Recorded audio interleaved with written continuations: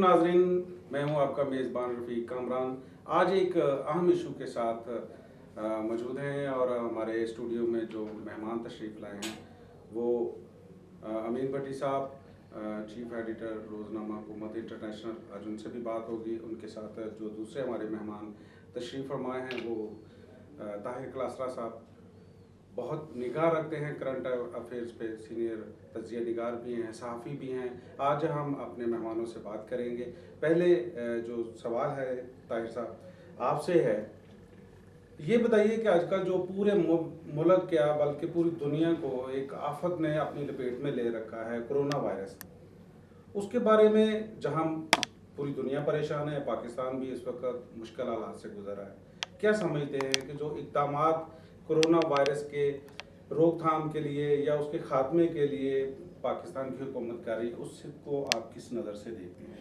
बहुत शुक्रिया डॉक्टर साहब, आपने जो है यकीनन बड़ा अहम इशू आज जो है ना वो रेज़ किया है। और ये कोई ऐसा इशू है जिसकी ऑल ओवर द वर्ल्ड जो है ना इस वक्त जो है ना वो डिबेट हो रही है और इस पे पूरी जो है ना वो बहस का सिलसिला जारी है। तो यहाँ पे मैं अब तकरीबन लोगों को इस बारे में अवेयरनेस हो गई है, कहाँ से फैला और फिर वर्ल्ड में कैसे स्प्रेड हुआ, और अभी तक इसकी कोई ऐसी कोई वैक्सीन या कोई इलाज डिस्कवरी नहीं हो रही। तो ये बात लेमा फिक्रिया इसलिए है कि इससे बच नहीं सके तरक्की याफ्ता ममालिक, तो जो बहुत ज़्यादा एडवांस टेक्नोलॉजी के आमल हैं या वो जिनकी मैशत बड़ी मजबूत है, तो ये जो बेचारे गरीब ममालिक हैं जिसकी लपेट में जो है ना वो ये आए हुए हैं इसकी लपेट में, उनके हवाले से जो है ना वो बड़ा एक बहुत ही स्ट्रिक्ट किस्म के मेजरमेंट लेने की ज़रूरत है।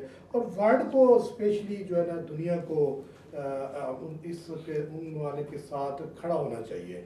तो मेरे ख्याल में जहाँ तक बात करते हैं अब अक्सर पाकिस्तान की, तो पाकिस्तान में डेफिनेट जो है ना हमारे जो प्राइम मिनिस्टर साहब हैं वो इसको बड़ा बड़ा हाईली इसको एक टॉप प्रायोरिटी पे जैसे संजीदा इशू होता है उसके तौर पे ले रहे हैं।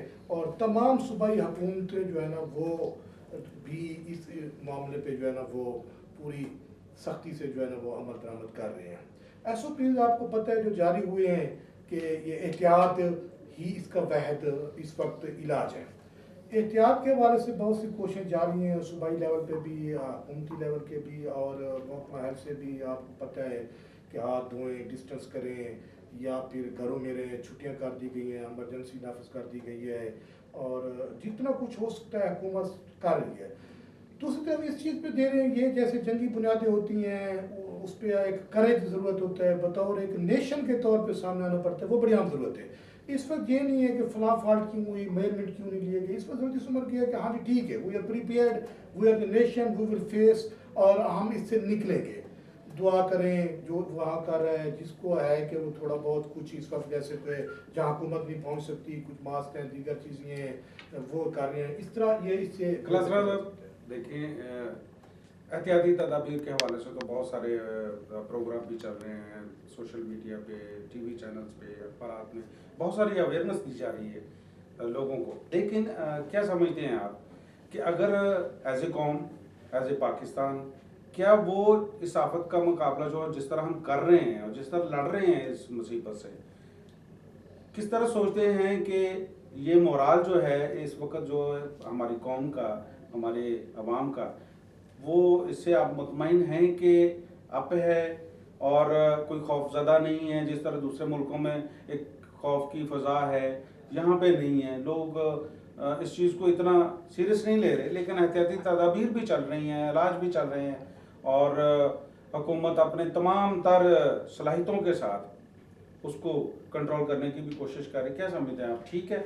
जी बिल्कुल डॉक्टर साहब, ये तो आपकी भी जो है ना वो इस पे नज़र है पूरी, और हम जैसे देख रहे हैं लोग जो है ना वो शुक्र अल्हम्दुलिल्लाह इससे कोई ऐसा खौफजदा नहीं है जैसे जो है ना वो पूरी दुनिया थी। हमारे लोगों में ये एक अच्छी बात है कि ये एक जिंदा कौम है। कोई भी डिफ़िकल्टी आपको पता है, बड़े बड़े बहरानों से पाकिस्तान गुजरा है, बड़ी बड़ी जंगें आई हैं, बड़े ये वाहिद नेशन है जो फिर बताती है कि जी कि हम बतौर कौम अभी जिंदा हैं।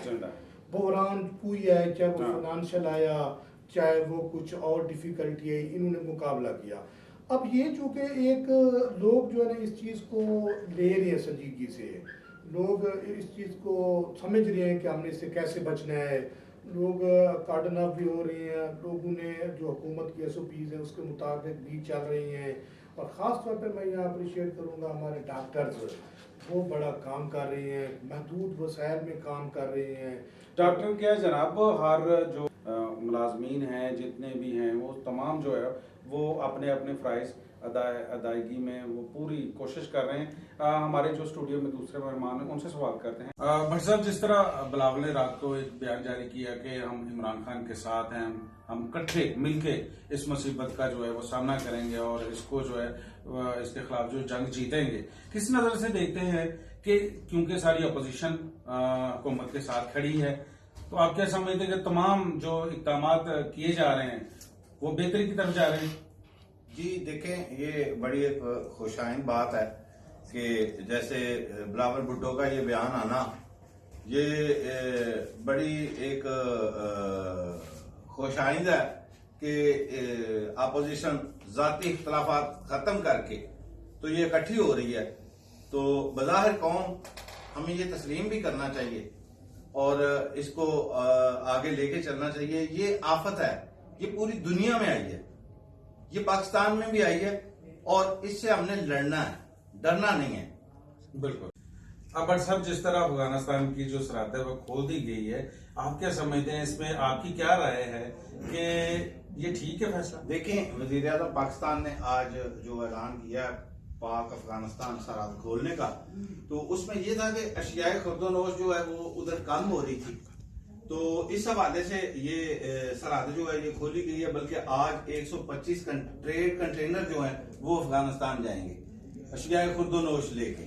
तो ये एक अच्छा इकदाम है, वो भी हमारे भाई हैं, तो ये एक अच्छा इकदाम है कि इस वबा जो चली है, जो मुसीबत आई है, उसमें अगर किसी की मदद की जाए तो मेरा ख्याल है कि ये अच्छा इकदाम है। और अपनी कीमती राय से हमें आगाह किया, बहुत शुक्रिया जी दोनों मेहमानों का।